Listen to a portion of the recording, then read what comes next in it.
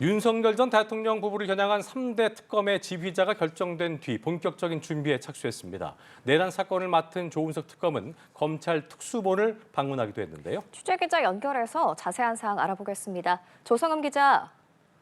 네, 제일 먼저 움직임을 보인 건 내란 사건을 맡은 조은석 특검입니다. 특검으로 임명된 지 하루 만인 오늘 오전, 박세현 검찰 비상대응 특별수사본부장과 면담했습니다. 신속한 인력 구성과 수사를 위해선 지금까지 계엄 사건을 수사하고 내란 재판을 수행해온 특수본의 협조를 얻는 게 급선무라고 본 것으로 풀이됩니다. 앞서 조 특검은 이재명 대통령의 지명 뒤 최선을 다하겠다는 입장을 밝히기도 했는데요. 조 특검은 사초를 쓰는 자세로 세심하게 살펴가며 오로지 수사 논리에 따라 특별검사의 직을 수행하겠다고 말했습니다. 또 수사에 진력해온 국가수사본부, 고위공직자 범죄수사처, 검찰의 노고가 헛되지 않게 최선을 다하겠다고 언급했습니다. 김건희 특검을 맡은 민중기 특검도 첫 입장을 밝혔습니다. 우선 제가 맡게 된 사건이 여론을 통해 여러 의문이 있던 것으로 안다면서 먼저 사실관계와 쟁점을 파악해야 할 것 같다고 말했습니다. 이어 사회적으로 논란이 많이 됐던 사건인 만큼 객관적으로 바라봐야 한다고도 답했습니다.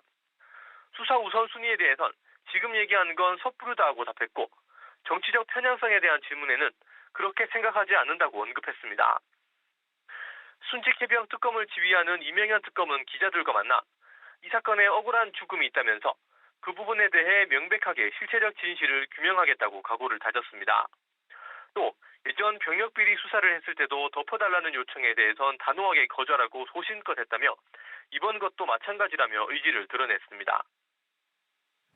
네, 3대 특검이 본격 시동을 걸게 될 텐데 앞으로 어떻게 진행이 되는 건가요? 네, 특별검사들은 이제 수사팀을 꾸리는 등 본격적으로 준비에 들어갈 건데요. 내란 특검팀의 경우 역대 특검 중 최대 규모인 267명으로 꾸려집니다. 특검 1명에 특검부를 6명까지 둘 수 있고 파견검사 60명, 파견공무원 100명, 특별수사관 100명이 투입됩니다. 김건희 특검은 특검 1명에 특검부 4명 등 최대 205명 규모로 해병특검엔 최대 105명의 수사 인력이 배치됩니다.